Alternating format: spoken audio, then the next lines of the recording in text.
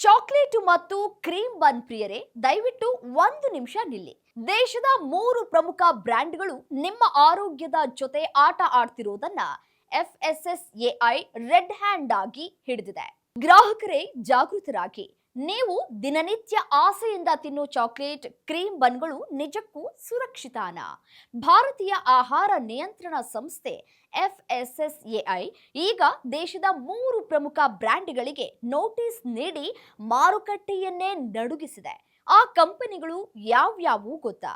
ಮೊದಲನೆಯದು ಪ್ರಖ್ಯಾತ ಲೊಟ್ಟೆ India company.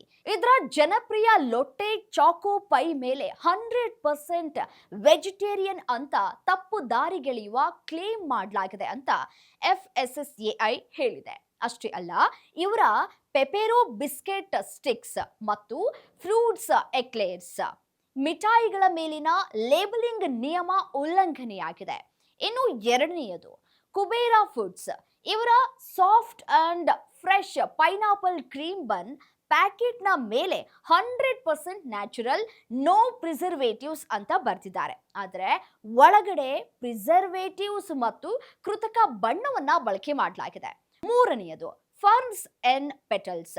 ಇವರ ರೋಸ್ಟೆಡ್ ಆಲ್ಮಂಡ್ ಚಾಕ್ಲೇಟ್ನಲ್ಲಿ ಕೋಕೋ ಬಟರ್ ಬದಲು ಹೈಡ್ರೋಜನೇಟೆಡ್ ವೆಜಿಟೇಬಲ್ ಫ್ಯಾಟ್. ಮೂರನೆಯದು ಫಾನ್ಸನ್ ಪೆಟಲ್ಸ್.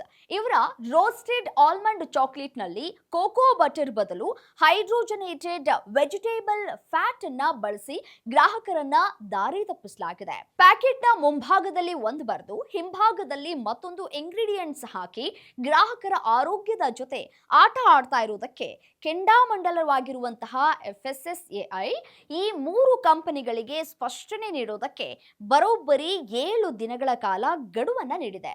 ಇನ್ನು ಮುಂದೆ ಯಾವುದೇ ಬ್ರ್ಯಾಂಡೆಡ್ ಆಹಾರ ಕೊಳ್ಳುವ ಮುನ್ನ ಪ್ಯಾಕೆಟ್ನ ಹಿಂದಿರುವ ಇಂಗ್ರೀಡಿಯೆಂಟ್ಸ್ ಲಿಸ್ಟ್ ಅನ್ನ ತಪ್ಪದೆ ಚೆಕ್ ಮಾಡಿ.